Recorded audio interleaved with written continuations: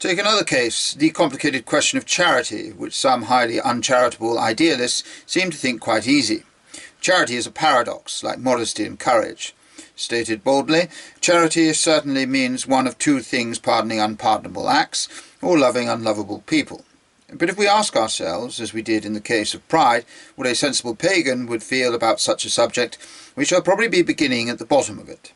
A sensible pagan would say that there were some people one could forgive, and some one couldn't. A slave who stole wine could be laughed at.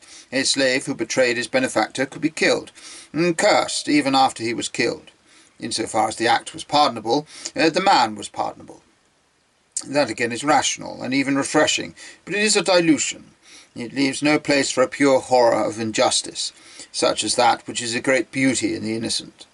And it leaves no place for a mere tenderness for men as men, such as is the whole fascination of the charitable. Christianity came in here as before. It came in startlingly with a sword, and clove one thing from another. It divided the crime from the criminal.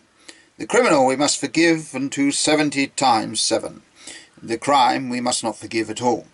It was not enough that slaves who stole wine inspired partly anger and partly kindness. We must be much angrier with theft than before, and yet much kinder to thieves than before. There was room for wrath and love to run wild.